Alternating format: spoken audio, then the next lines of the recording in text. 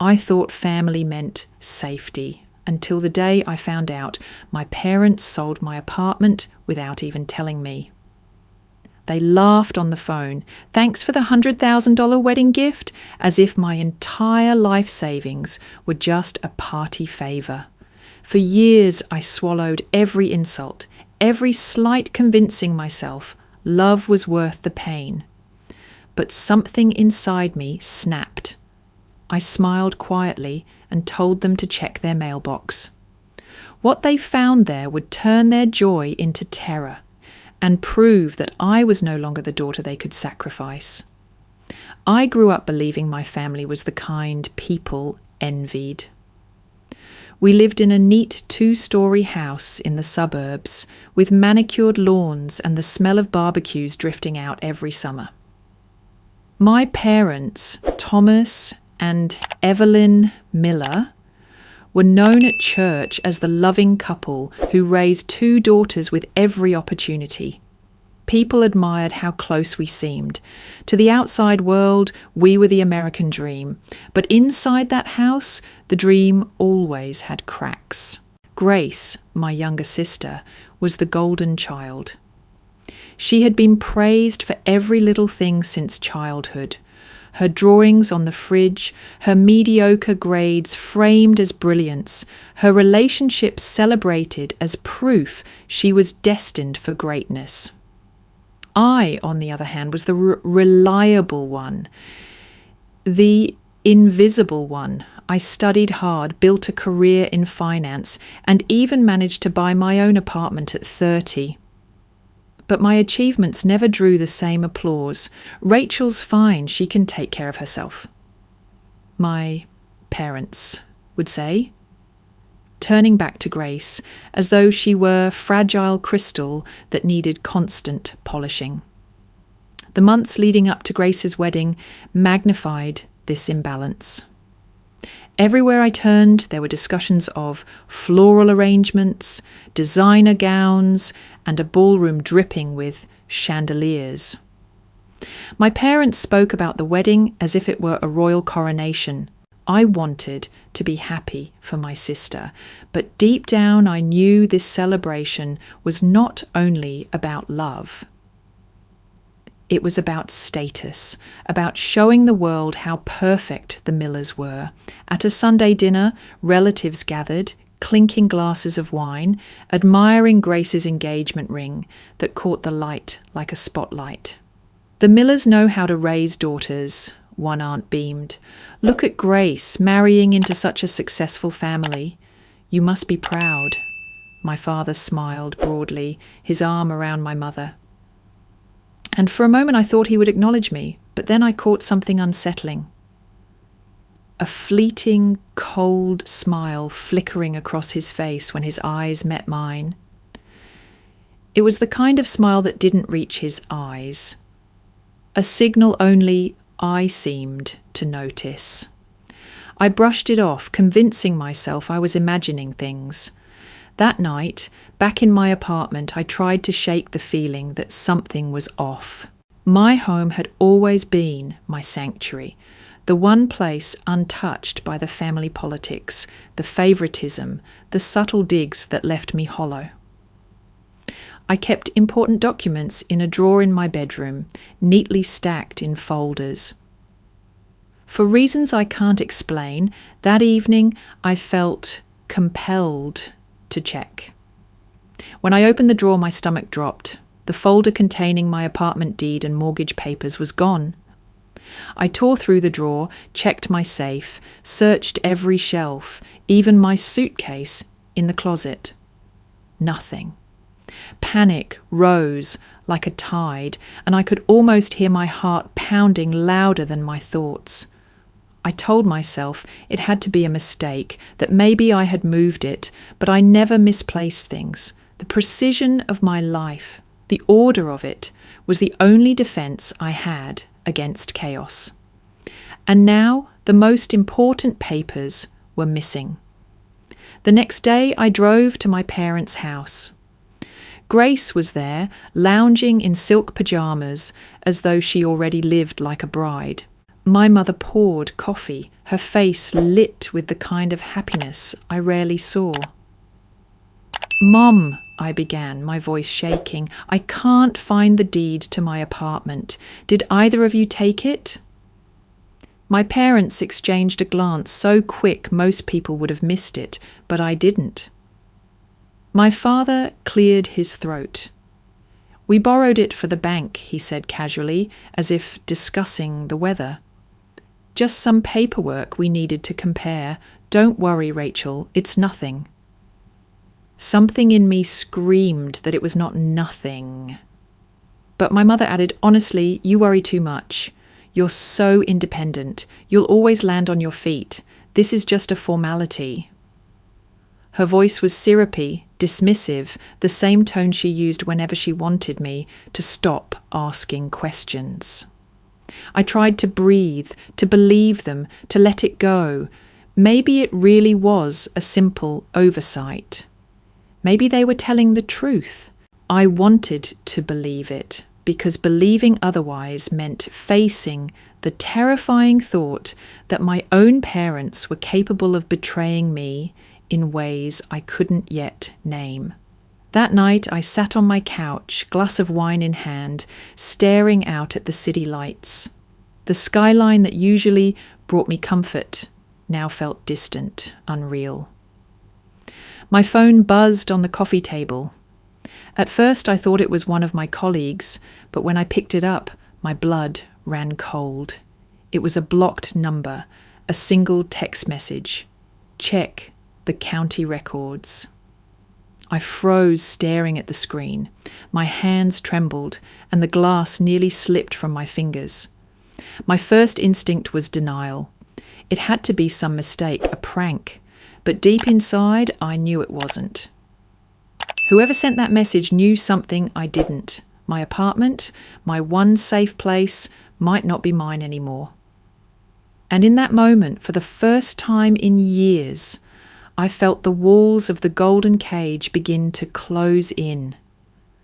The message haunted me all night. By morning, I couldn't resist. I drove straight to the county clerk's office. My stomach knotted so tightly I could barely breathe. Sitting at a public computer, I typed my name, heart hammering against my ribs. Within seconds, the record appeared. My apartment had been sold 2 weeks earlier. My name was gone. In its place were signatures, my supposed consent, my authorization to transfer ownership. Only I never signed anything. I stared at the screen, the letters blurring through tears. My parents hadn't just borrowed my documents. They had forged my signature and stolen the home I had built with my own hard work. My sanctuary was no longer mine, and they hadn't even told me. I stumbled outside, the morning air thick in my lungs. The world kept moving around me, cars honking, people hurrying to work, while mine collapsed. For a long moment I sat in my car, unable to turn the key, wondering if I was going crazy. But the papers didn't lie. That night I confronted them. I sat across the table from my parents in their pristine dining room, the chandelier casting light over the plates they had set, as if it were just another family dinner. "You sold my apartment," I said, my voice trembling but steady enough to cut through the air. My father set down his fork, almost bored. "Rachel, you have to understand, we did this for you." "For me?" I choked out. "You're so focused on yourself, on your little apartment and your job," my mother said with a sigh. "This wedding is for the family, for appearances. People will see how successful we are. It benefits you too." Gaslighting. I had read about it in articles, but nothing could prepare me for the sting of hearing it from my own parents. They twisted theft into sacrifice, betrayal into a gift. My father leaned back in his chair, his voice smooth and rehearsed. "Think of it as an investment in your sister's future. Grace deserves the best start. And you, well, you'll be fine. You always are. I felt like the floor had dropped beneath me. Rage boiled beneath my skin, but I swallowed it down because I knew exploding here would only give them what they wanted. Proof that I was the unreasonable one. Later that week, Grace invited me to her bridal fitting. Against my better judgment, I went. The boutique was filled with lace and silk, mirrors reflecting endless versions of my sister in gowns that cost more than most cars. She twirled, beaming at her reflection. "Isn't it perfect?" she asked, smoothing the bodice. "And the best part? My big sister paid for it." She said it with such innocence, such unshakable certainty that the room spun. She had no idea what her words were doing to me, or maybe she did. The seamstress laughed softly, assuming it was a sweet gesture of love between siblings. I forced a smile, my hands clenched so tightly, my nails cut into my palms. The humiliation was suffocating.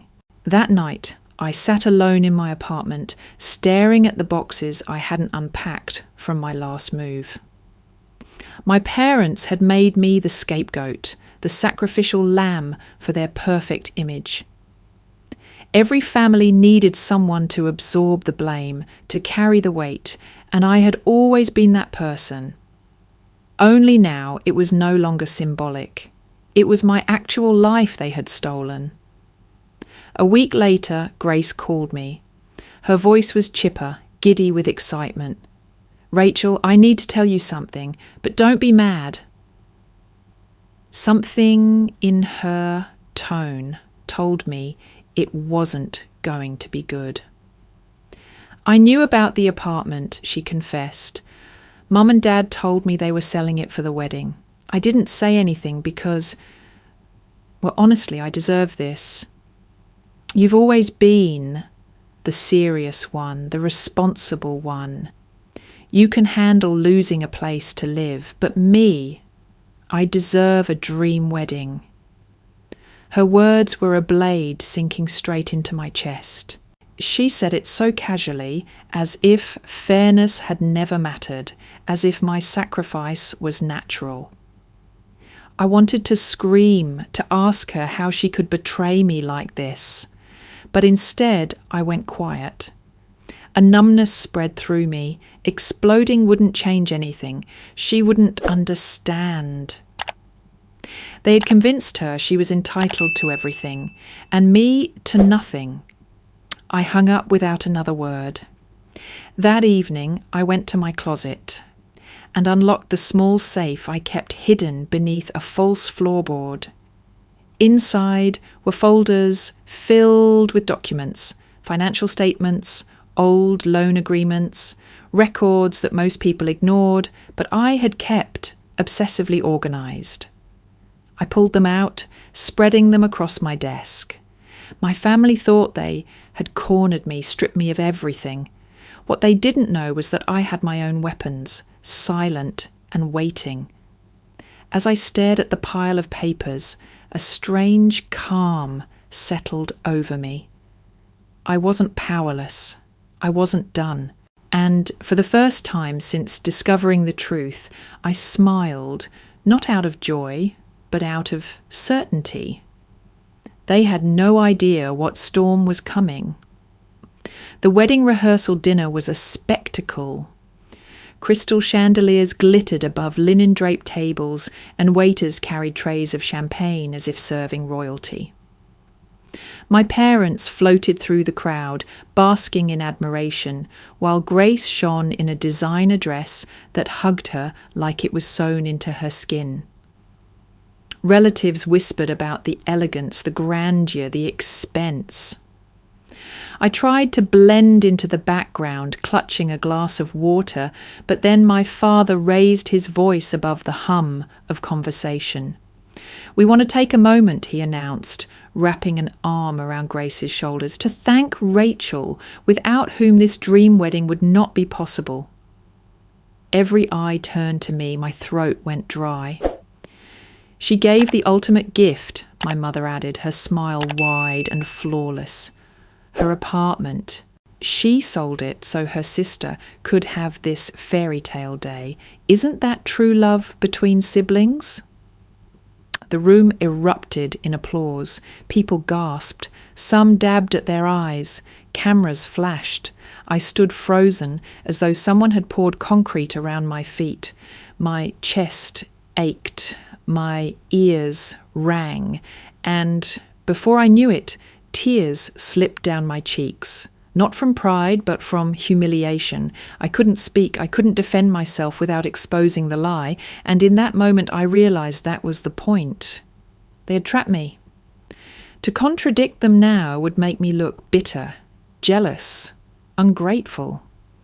So I let the applause wash over me like acid on skin. Grace hugged me, her perfume suffocating, her words sickly sweet. Thank you, Rachel. You really are the best sister. I smiled weakly, my face burning, and whispered back, Enjoy it. Then I set down my glass, turned, and walked out of the banquet hall. Behind me, I heard laughter, clinking glasses, the roar of celebration. My parents' faces, frozen in their masks of triumph, stayed burned into my vision as I stepped into the night air. For the first time in years, I didn't feel anger. I felt hollow. Back in my apartment, what was left of it, I collapsed on the floor, the silence deafening. All my fight drained away. What was the point? They had already won. I was the scapegoat, the sacrifice, the narrative they needed to keep their illusion intact. I thought about ending it, about disappearing into nothingness. Maybe that would finally make them happy. Maybe it would prove I was strong enough to carry the unbearable weight they kept piling on me. The thought terrified me, but in that moment of despair, it also felt like relief. Then a memory rose unbidden. I was 8 years old, sitting on the porch steps after scraping my knee. My father carried Grace inside, cooing at her over a paper cut, while my mother scolded me for crying too loudly. But later that night, alone in the dark, my mother stroked my hair and whispered, "You'll always be stronger than her. You don't need us the same way." For years I clung to that, believing it meant they loved me differently, not less. Now I saw the truth. It wasn't love, it was permission to neglect me. I wiped my tears and dragged myself to the desk. The folders from my hidden safe still lay there, scattered across the surface. As I sifted through the documents, one caught my eye, an old mortgage statement, but not mine. It was for my parents' house. The numbers were staggering. Past due notices, late fees, warnings. My pulse quickened. They weren't wealthy saviours sacrificing for Grace's happiness. They were drowning in debt, and I had unknowingly been bailing them out. A series of automatic payments traced back to my account. Payments I hadn't even realised I was making. At some point, they had connected their loan to my finances, siphoning money each month. They had made me not only the scapegoat, but the lifeline. I leaned back in my chair, the room spinning. Everything made sense now, the forged signatures, the desperate sale of my apartment, the push for a lavish wedding. It was all part of their illusion, a desperate attempt to maintain their image while burying the truth. And then clarity cut through the haze. I didn't have to keep saving them. With trembling hands, I logged into my bank account and cancelled every automatic transfer linked to their loan. One click and the lifeline was severed. The screen blinked confirmation. For the first time, I felt in control. I sat there in the dim light, breathing slowly, a small fire of defiance flickering inside me. The storm had only just begun, but now the fuse was lit. Somewhere across town, my parents celebrated with champagne, completely unaware that their house of cards was about to collapse.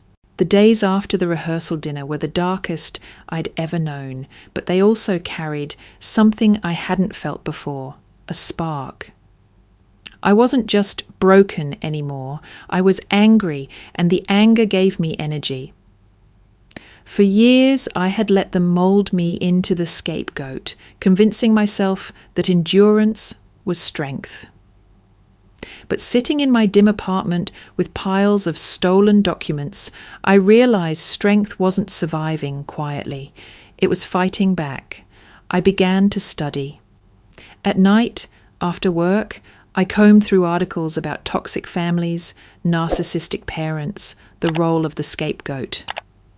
The words leapt off the screen, describing my life with chilling accuracy. It wasn't my imagination. It wasn't my fault. I wasn't crazy.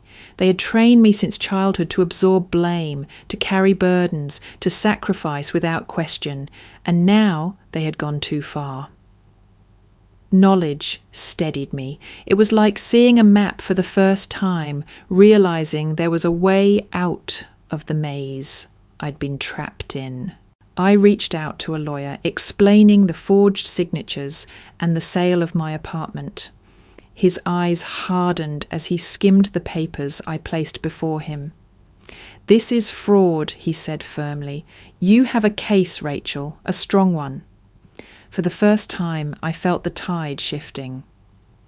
I also joined a support group, sitting in a circle of strangers who shared stories of betrayal and manipulation that mirrored my own. When I finally spoke, my voice cracked, but I let the words spill out. They took everything. My apartment, my savings. They called it love. A woman across the circle reached for my hand. "You are not their scapegoat," she whispered. "You never were."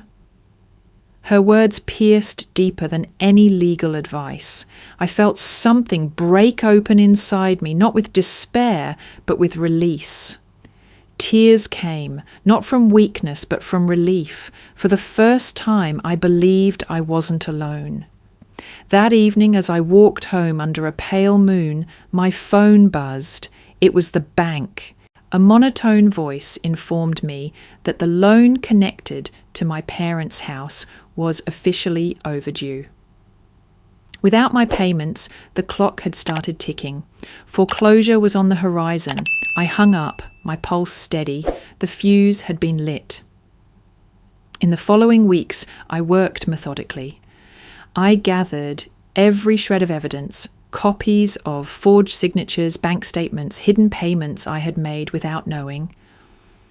I traced transactions back years, and what I found nearly brought me to my knees. My college fund, the scholarship I had earned, had been drained. My mother had withdrawn the money, masking it as family expenses. But in the margin of one statement, I saw a memo line, Grace's tuition. The betrayal twisted the knife even deeper. My future had been stolen before it even began, rerouted to keep Grace afloat, while I struggled under loans I should never have had. But instead of collapsing, I felt stronger. Every discovery was a weapon. Every lie exposed was ammunition. They thought they had erased me, but I was building a case brick by brick. I began drafting a plan with my lawyer. Timing was everything. If I moved too soon, they could hide assets, spin stories. If I waited, the wedding would be their stage, and the bigger the stage, the harder the fall. So I decided. I would wait until the day of the wedding, their perfect, extravagant lie, before I tore the curtain down. Nights were the hardest, but also the most dangerous for them. I would sit at my desk, the glow of the lamp casting long shadows, flipping through documents with a steady hand. I could feel the anger inside me, sharp and alive, but it wasn't consuming me anymore. It was guiding me. One night, as I stacked evidence neatly into folders, I felt a laugh rise from my chest, soft at first, then sharper. It startled me. I hadn't laughed in weeks, but this was different. It wasn't joy, it was recognition of the irony. I picked up a photo of Grace in her gown, taken at a fitting, her face glowing with entitlement. I held it between my fingers, leaned back, and whispered into the darkness, "Happy wedding, Grace." The words tasted like fire, like promise. And I knew then, as the night swallowed my voice, that they had no idea what storm I was about to unleash. The wedding was everything they promised it would be. A ballroom dripping with gold, towering floral arrangements that smelled sickly sweet, a live orchestra playing love songs as if the world itself was serenading Grace. Guests arrived in limousines, dressed in gowns and tuxedos that looked like they belonged on a movie set. Photographers buzzed like flies, eager to capture every moment of the miller's supposed triumph. I stood at the edge of it all, a shadow in a sea of glitter. No one noticed me. That was fitting. Tonight wasn't about recognition, it was about revelation. Just before the ceremony, my phone buzzed. My mother's voice came through, syrupy and smug. "Rachel, darling, thank you again for your generosity.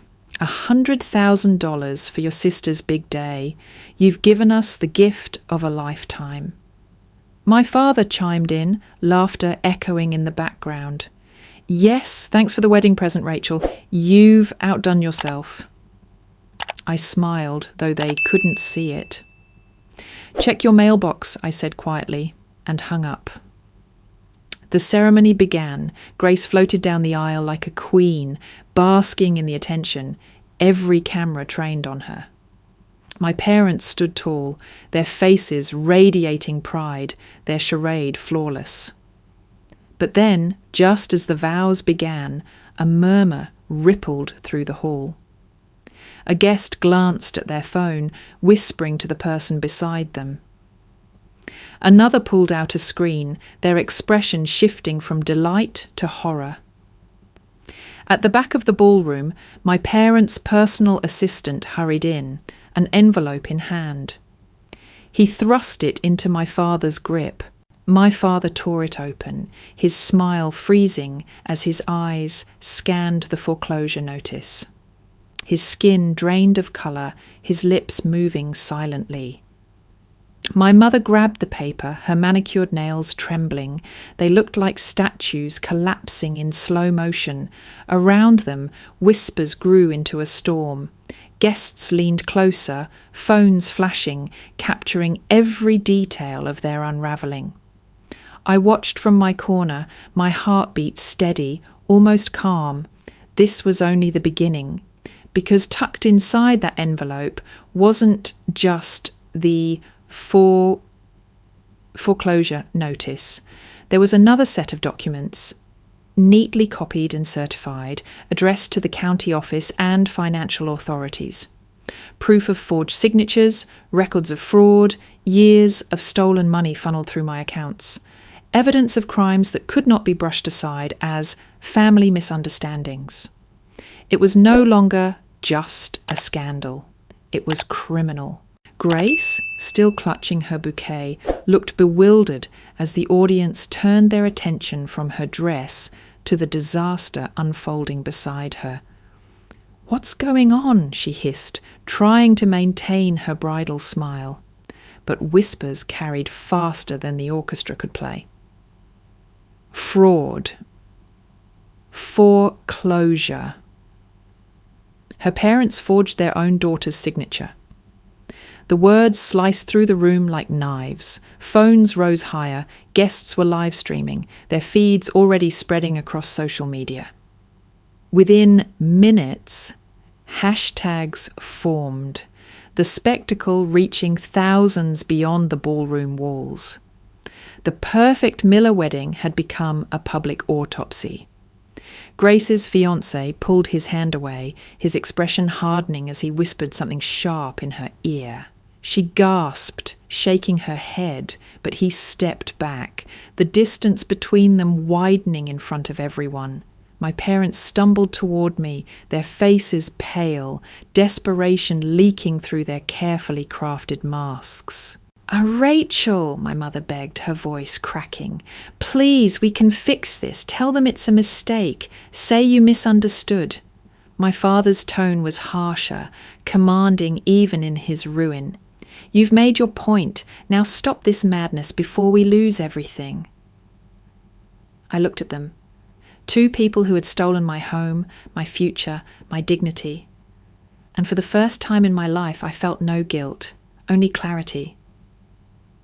You already lost everything, I said softly. Grace stepped forward, mascara streaking down her cheeks. Rachel, please, this is my wedding. Don't ruin it for me. I met her eyes, once full of smug certainty, now wide with fear. You ruined it yourself the moment you decided you deserved more than me. The hall fell silent, every guest straining to catch my words. Cameras flashed, recording not just a wedding, but the implosion of a family dynasty. I turned, walking away from the chaos. Behind me, my mother sobbed. My father shouted. Grace pleaded.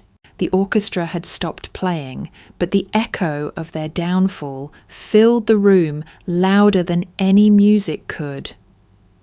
As I reached the doors, I paused. I didn't look back, but I whispered into the air, knowing the microphones and cameras would catch it.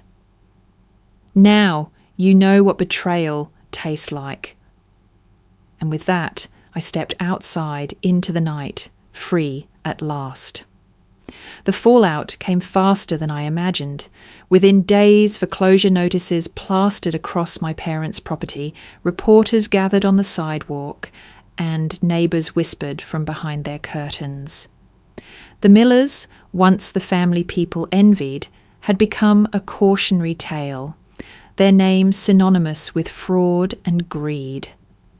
The lavish house that had been their fortress was stripped bare, repossessed by the bank, its hollow windows staring back like the eyes of a corpse. Grace's marriage never happened. Her fiancé broke the engagement before the ink on the livestream hashtags had even dried.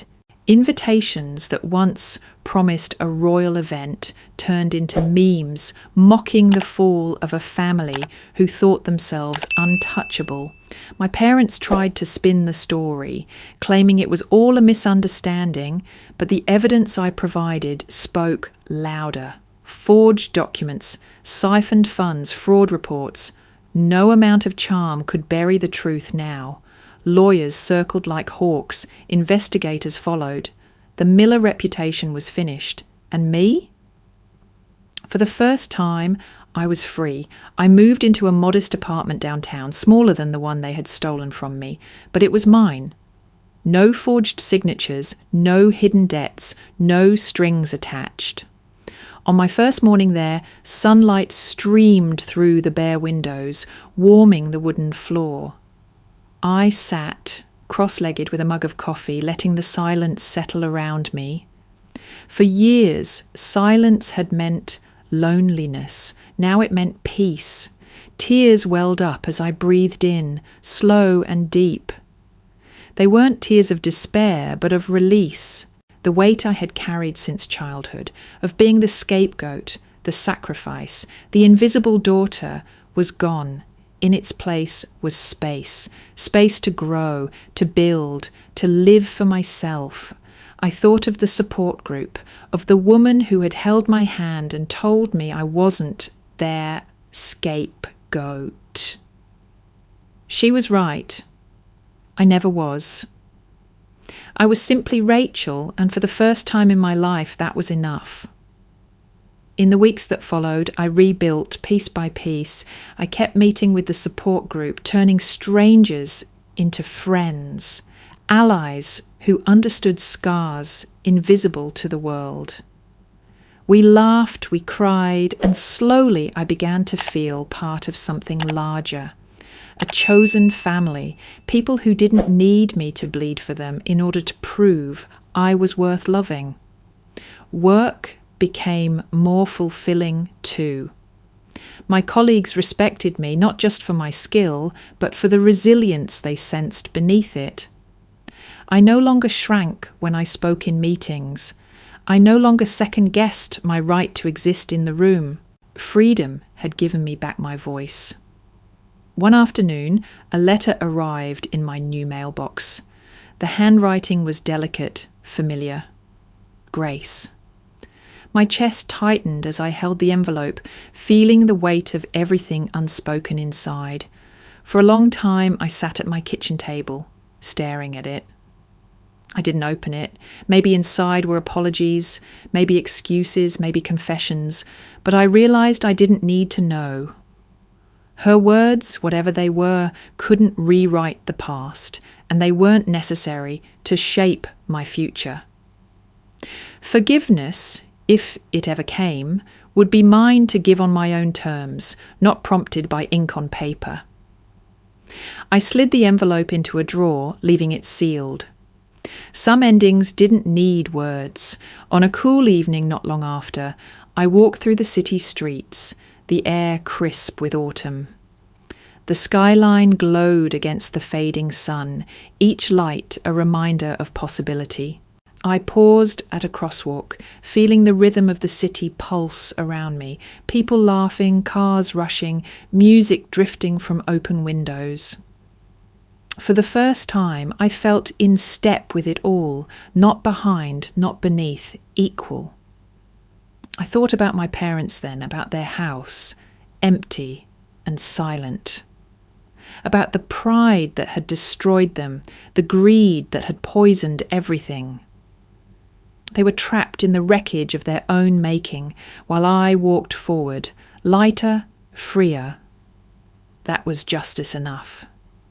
As I reached the other side of the street, I lifted my face to the breeze, closing my eyes for a moment. The pain was still there, buried deep, but it no longer defined me. It had transformed into something else.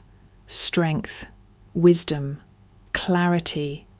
I was no longer the invisible daughter, no longer the scapegoat. I was Rachel Miller, a survivor, a woman reborn, and as I kept walking, each step carried me closer to a life that was finally mine.